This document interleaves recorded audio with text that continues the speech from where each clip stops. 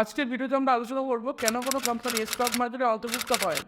নমস্কার, বিপ্রো অর্থাৎ হিনসেন বোল্টের ইউটিউব চ্যানেলে আপনাদের স্বাগতম। চলুন আজকে ভিডিওটি শুরু করা যাক। সাধারণত স্টক মার্কেটে বিভিন্ন কোম্পানি তালিকাভুক্ত হওয়ার মাধ্যমে জনসাধারণের কাছ থেকে অর্থ অর্থাৎ পুঁজি সংগ্রহ করতে সক্ষম হন।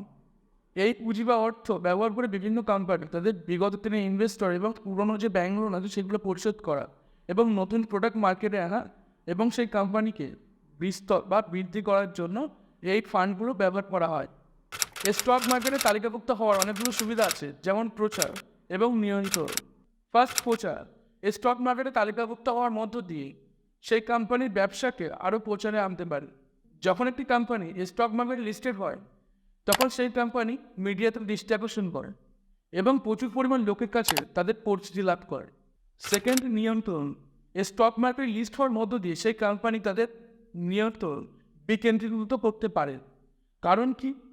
জনসাধারণের কাছে সেই স্টকগুলি বিক্রি করা হয়, অর্থাৎ স্টক মার্কেটে যে শেয়ারগুলি বিক্রি করা হচ্ছে তার মালিকানা বৃদ্ধি পাচ্ছে, অর্থাৎ সেই কোম্পানিকে আরও বেশি সংখ্যক নিয়ন্ত্রক অ্যাপয়েন্টেড অর্থাৎ কার্যকর করতে হবে।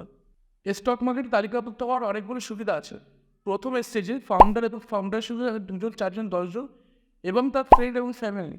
এর পরের লেভেলে আছে অ্যাঞ্জেল ইনভেস্টর, এর পরের লেভেল আছে P2P, এর পরের লেভেল আছে আপনার ব্যাঙ্গলোর।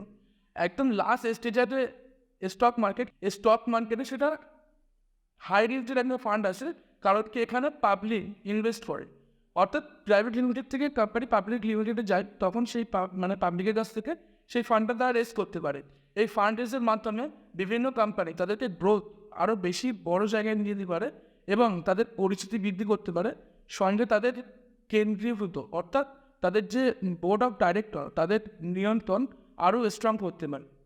যদি এই সম্পর্কিত আরও প্রশ্ন থাকে তাহলে কমেন্ট বক্সে কমেন্ট করুন এবং আমাদের ভিডিওটা যদি ভালো লাগে খুবই লাইক, শেয়ার, কমেন্ট এবং সাবস্ক্রাইব করুন। ধন্যবাদ।